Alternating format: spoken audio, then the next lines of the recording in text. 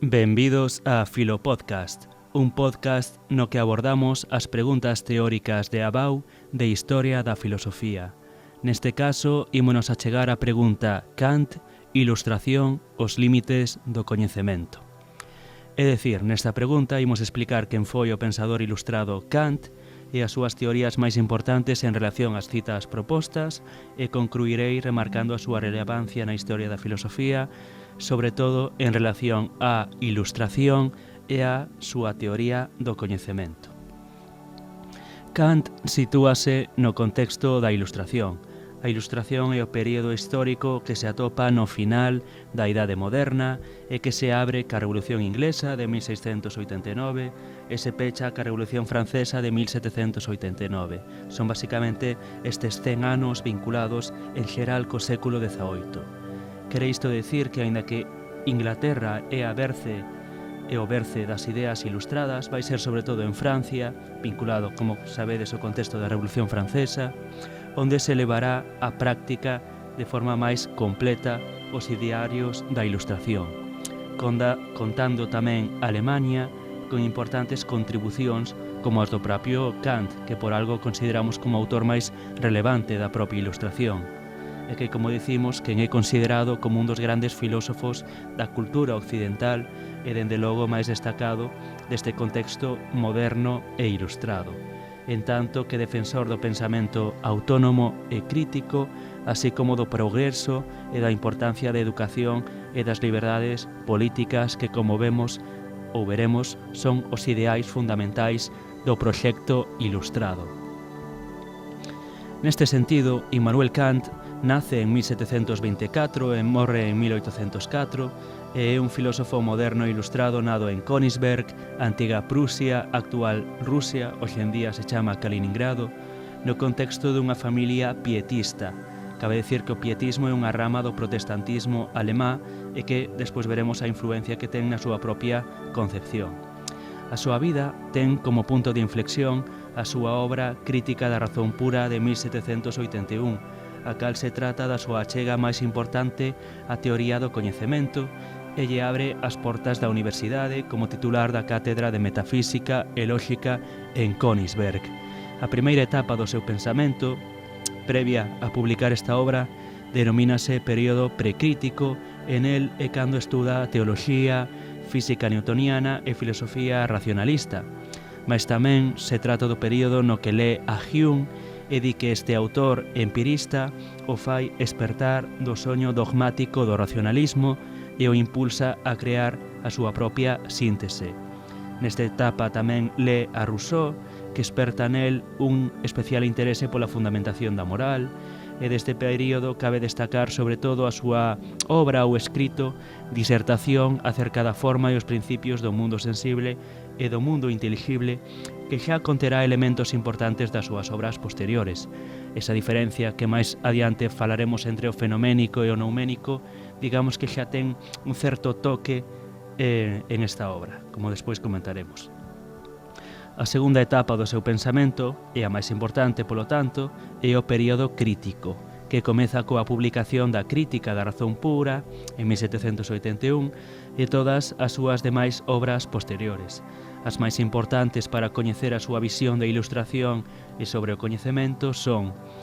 o texto que é a Ilustración de 1784, en canto a esta cuestión da Ilustración, por aí é por onde imos empezar, e despois, en canto ao coñecemento, obras como a propia Crítica da razón pura e os prolegómenos a toda a metafísica futura de 1783. Kant fina en 1804, consagrado como o pensador máis importante do século, das luces e como un novo exemplo moderno do que facer filosófico, é dicir, un modelo de que é ser un filósofo, un modelo da filosofía e do filosofar. Para entender a relación entre Kant e a Ilustración,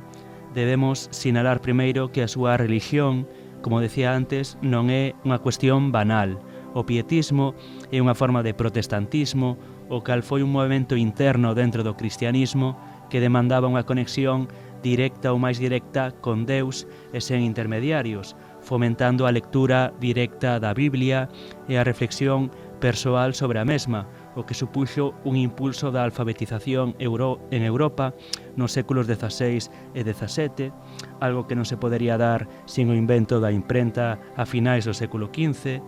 e a cuestión é que sin este gran impulso da alfabetización nos séculos XVI e XVII non se podería entender o século XVIII, o século das luces, o século da ilustración. O que caracterizará a Kant neste sentido é elevar esa exigencia de autonomía personal que se daba no protestantismo, no pietismo, sobre todo no campo da lectura e interpretación da Biblia, pois a todos os campos. É dicir, situar esa idea da autonomía persoal como un ideal de vida para todos os campos da vida e do pensamento, máis alá da religión, situándose así como o maior defensor do pensamento libre e autónomo.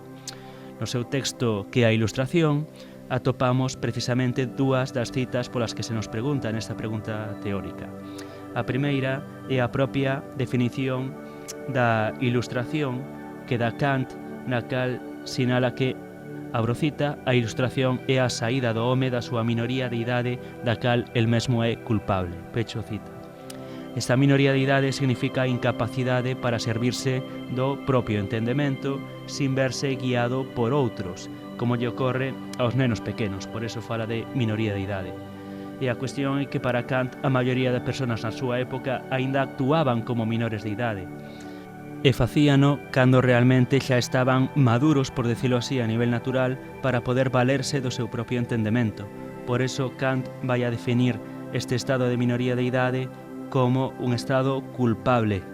porque, segundo él, as persoas adultas teñen, como decía antes, toda a capacidade racional para sair del e actuar como maiores de idade, pensando por si mesmos e sendo responsables dos seus propios actos. Pero moitas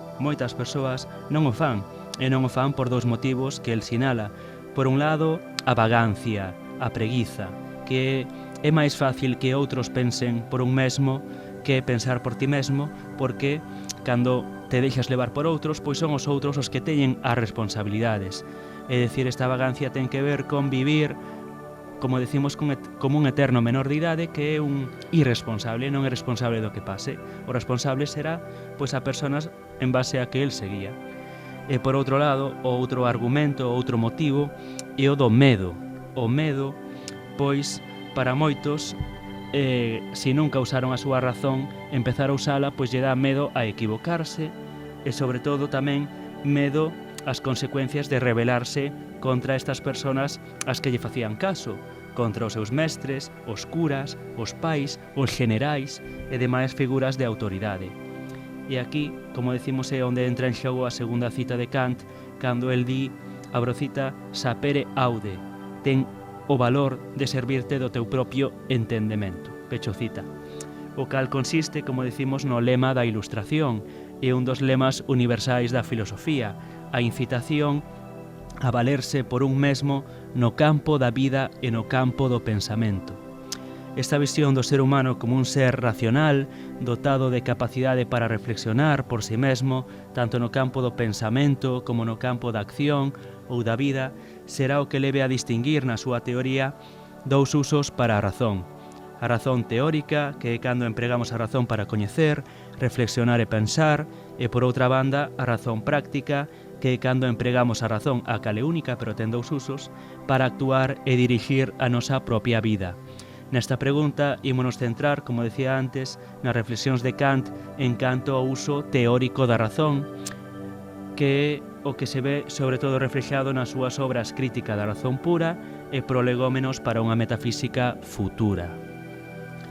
Kant, como dijemos antes, está influído tanto polos pensadores racionalistas, en especial por Leibniz e Wolff, os que retrospectivamente podemos chamar os racionalistas alemáns, como por outra banda polos pensadores empiristas, en especial por Hume e a súa teoría do coñecemento,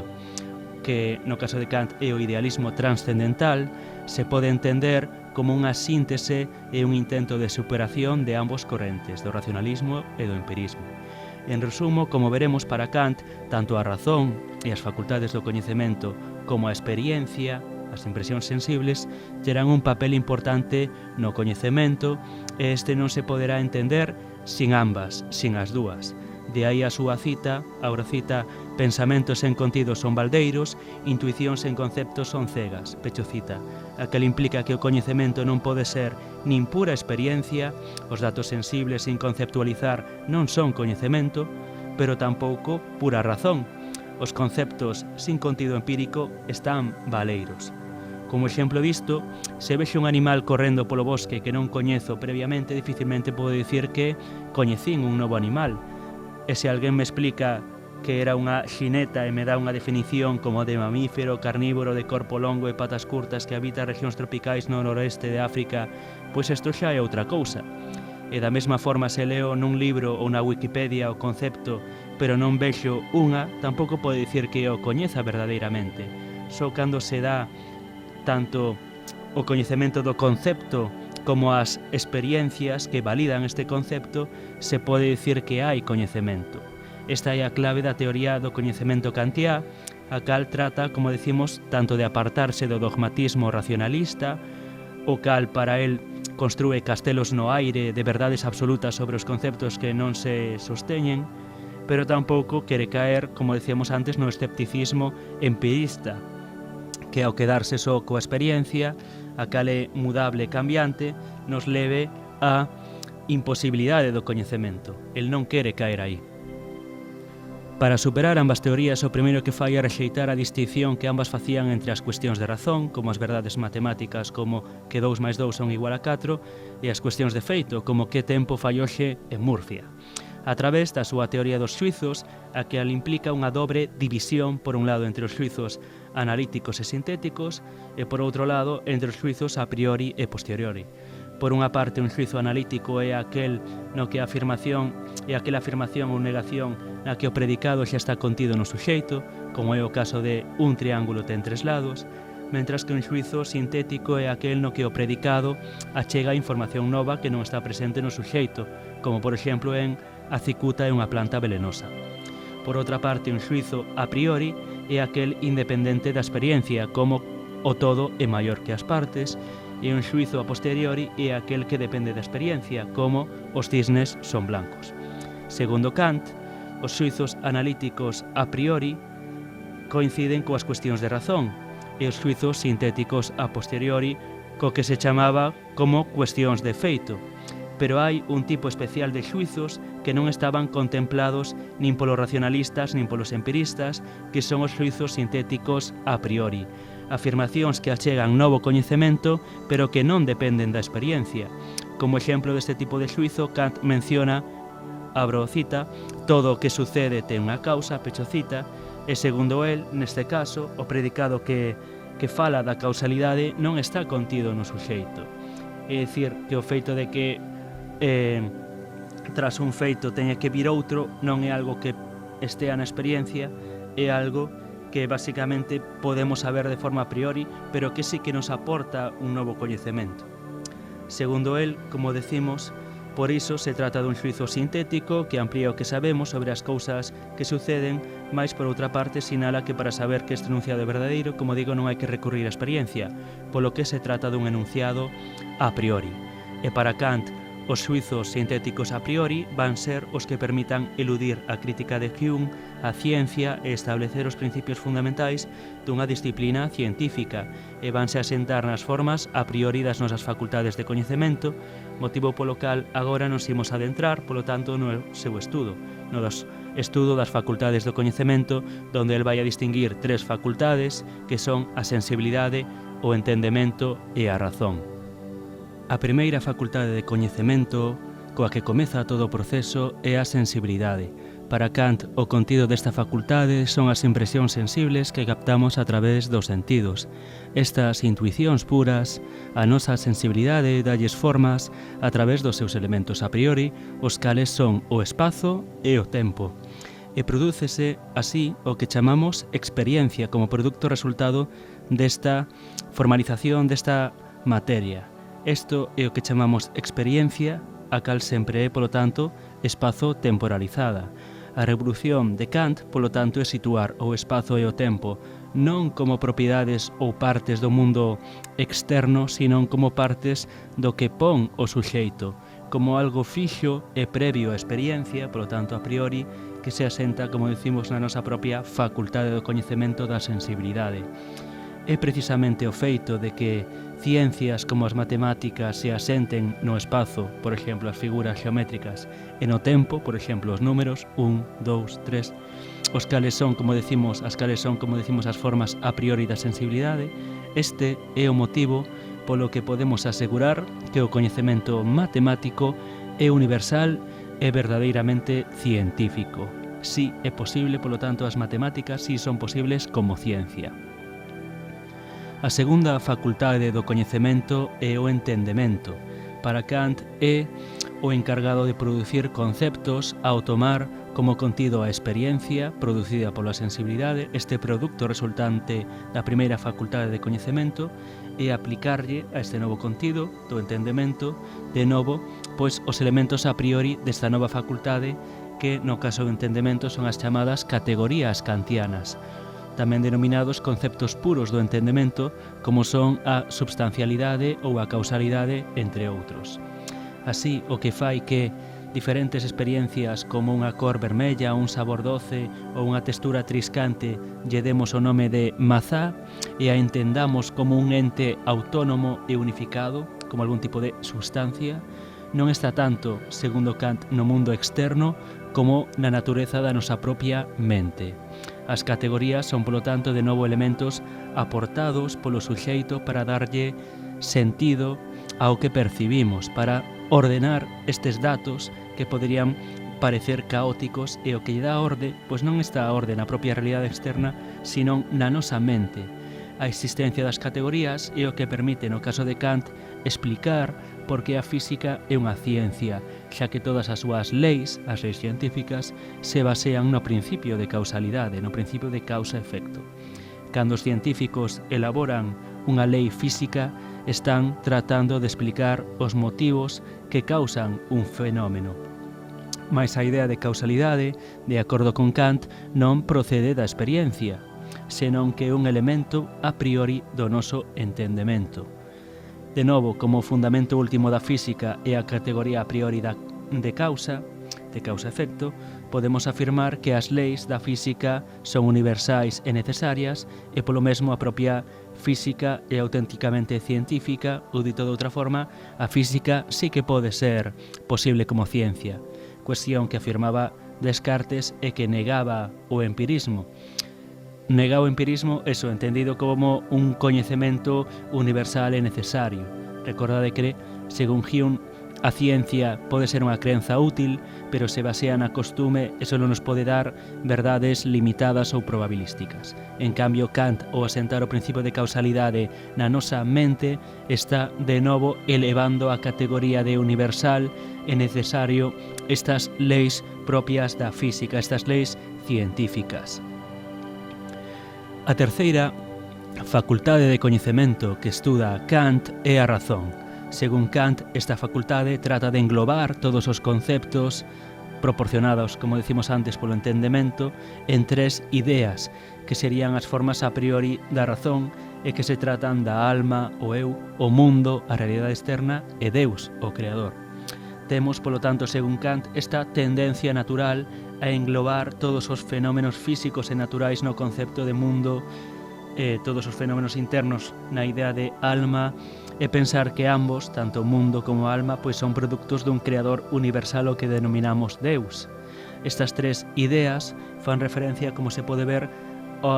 as tres sustancias de Descartes, as tres parcelas da realidade recollidas polo fundador do racionalismo como res cogitans, res extensa e res infinita, e que son os obxetos do estudo da metafísica. Porén, para Kant,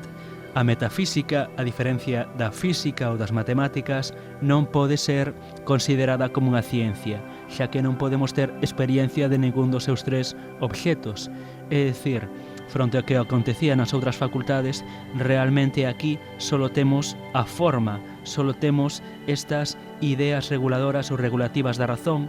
que son a idea do eu, de Deus e do mundo, pero non teñen contido, realmente non hai un contido directo, unha experiencia directa coa cal poidamos dar por conseguido este coñecemento. Mais, aínda que a metafísica non sexa posible como ciencia, Kant sinala que é natural e non podemos desprendernos dela, aínda que agora saibamos do paradoxal e inacabable das súas tarefas, xa que sobre as súas cuestións, pois a diferencia de na matemática ou na física, pois nunca vamos a ter unha verdade completa e absoluta, porque nunca vamos a ter datos fenoménicos que poidamos contrastar e elaborar, polo tanto, ciencia a partir dela. Isto leva a Kant a rematar o seu estudo, o que está na crítica da razón pura ou nos prolegómenos a toda a metafísica futura, pois establecendo como límites do coñecemento aquilo que podemos experimentar e conceptualizar, distinguindo así o fenoménico, a realidade que aparece ante nós, do nouménico, a realidade en si mesma, e defende, polo tanto, a imposibilidade de coñecer o segundo, esta realidade en si mesma, estes noumenos. Motivo polo cal as ideas metafísicas, como eran as tres sustancias de Descartes, é dicir, o mundo, a alma e Deus, según Kant, só existen como noumenos ou cousas en sí, mas non como fenómenos, e de aí a imposibilidade de coñecelas e de establecer ciencia a partir delas.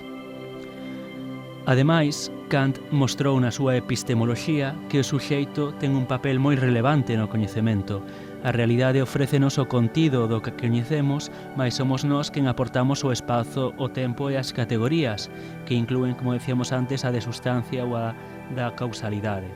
Este cambio de perspectiva é o chamado xiro copernicán de Kant, xa que el o considerou análogo ao cambio de perspectiva introducido por Copérnico na astronomía. É o mundo o que ten que adaptarse ás estruturas cognitivas do suxeito e non a inversa. Hai un xiro, igual que pasamos de que o Sol xirar en torno á Terra a que sexa a Terra que xira en torno ao Sol, pois non é, por decir así, o suxeito que xira en torno ao obxecto, sino que é o obxecto que se ten que adecuar ao suxeito, e aí o seu xiro. A cuestión é que os filósofos anteriores consideraban que o noso coñecemento dependía enteiramente dos obxectos que percibimos, e Kant, en cambio, considerou que a chave para comprender como coñecemos está no propio suxeito e nos elementos que a nosa mente aporta o coñecemento, estes elementos a priori. Por todos estes motivos, e en conclusión, debemos afirmar que Kant é un dos filósofos máis importantes de toda a historia da filosofía.